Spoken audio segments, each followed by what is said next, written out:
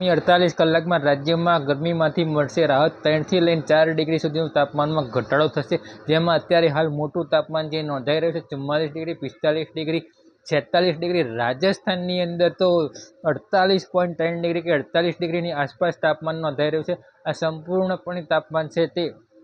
3 થી 4 ડિગ્રી સુધીનો ઘટાડો થવો શક્ય છે, કારણ કે હવે જે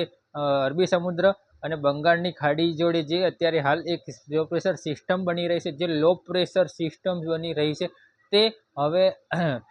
લગભગ 24 થી 48 કલાકમાં અંદમાન નિકોબાર ટાપુઓ ઉપર જે છે તે નૈઋત્યના ચોમાસાના સ્વરૂપે પહોંચી જશે અને 24 કલાકમાં અંદાજિત લગભગ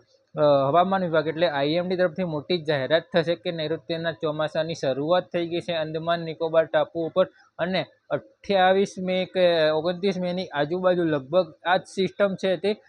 કેરળ ઉપર આવી શકે તેવી શક્યતાઓ છે અને પછી લગભગ અંદાજિત 10 જૂન કે 12 જૂનની આજુબાજુ ગુજરાત રાજ્યમાં ચોમાસું આવે તેવી પૂરેપૂરી શક્યતાઓ છે। પરંતુ એ પહેલાં એક જે પ્રી મોન્સૂન એક્ટિવિટી થતી હોય તે પ્રી મોન્સૂન એક્ટિવિટી થવાની છે એ પહેલાં લગભગ અંદાજિત 22 થી 25 તારીખની આસપાસ એક જોરદાર માવઠું થાય તેવી શક્યતાઓ છે, કારણ કે અરબી સમુદ્રમાં આપણે પહેલાં વાત કરી હતી અર્નબ વાવાઝોડાની, તો એ વાવાઝોડું તો હજી નથી બન્યું, પરંતુ જે પુષ્કળ પ્રમાણમાં ભેજ એકઠો થયો છે ને ભેજ એકઠો થવાના કારણે જે વરસાદી સિસ્ટમો બનતી હોય છે જેને આપણે ચોમાસું ન હોવા છતાં વરસાદ પડતો હોય જેને પ્રી મોન્સૂન એક્ટિવિટી કહીએ છીએ, આ પ્રી મોન્સૂન એક્ટિવિટી થવાના કારણે અને પવનની જે સ્પીડ છે તે પવનની સ્પીડ વધી છે અને પવનની સ્પીડ વધી અને પવનની જે દિશા બદલાઈ છે તેના કારણે રાજ્યમાં ગરમીમાંથી રાહત મળે તેવી શક્યતાઓ છે। જે ગરમીની રાહત છે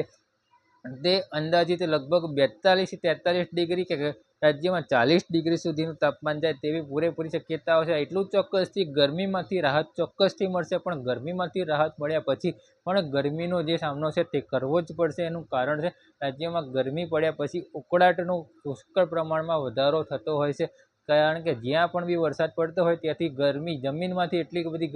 ગરમ હવા નીકળતી હોય છે ભેજ સ્વરૂપે, તેના કારણે રાજ્યમાં ઉકળાટનો જે સામનો કરવો પડતો હોય છે મિત્રો। એટલે આ રીતે આખી સિસ્ટમ અત્યારે વર્ક કરી રહી છે। આના અત્યારે હાલ આ વિડીયોની અંદર અત્યારે હાલ પૂરતું આટલું જ, બાકી વિશેષ માહિતી આપણે કાલના વિડીયોની અંદર આપીશું।